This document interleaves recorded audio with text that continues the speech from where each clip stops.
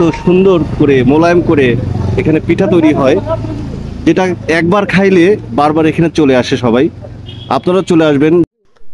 আসসালামু আলাইকুম দর্শক, আপনারা দেখতে পাচ্ছেন চিতাই পিঠা ভাজা হচ্ছে। এক সংগ্রামী নারী জীবন, এই কাহিনী নিয়ে আপনাদের তুলে ধরব। ভিডিওটি আশা করি আপনাদের ভালো লাগবে। আর যারা নতুন দেখছেন চ্যানেলটি অবশ্যই নতুন নতুন ভিডিও পেতে ফলো দিয়ে পাশে থাকুন।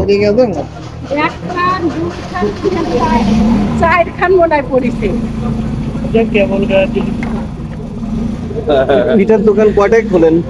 আমি বিকাল 4:30 4:30 থেকে রাত কয়টা পর্যন্ত? এটা ঠিক নাই, মানে পুরা শেষ আমার পিঠা। ও আচ্ছা, মানে যখন ওই আটা শেষ হয়ে যায় তখন ক্লোজ। আচ্ছা, এটা কি আপনি একাই নাকি আর কেউ আছে আপনার সাথে? না, একাই। আপনার বাসা কি চাটমোহরেই? তাতে কি মানে কয় টাকা বিক্রি হয় প্রতিদিন? ঠিক নাই, আনুমানিক হয় 1000-1200 না? শুধু চিতাই পিঠাই হয় নাকি না অন্য কিছু? ডিম সিদ্ধ আর চিতাই পিঠা। ডিম সিদ্ধ? ডিম তো যে ভাইয়ের দোকান থেকে ও আচ্ছা আচ্ছা আচ্ছা।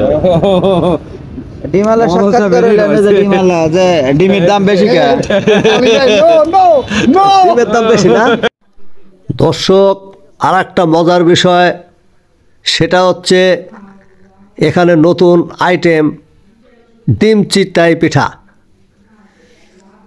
হয়তো আপনারা খেয়েছেন কিনা জানি না, তবে আমি খেয়েছি এবং এখানে যারা যারা খেয়েছেন সবাই প্রশংসা করেছেন এই ডিম চিতাই পিঠা।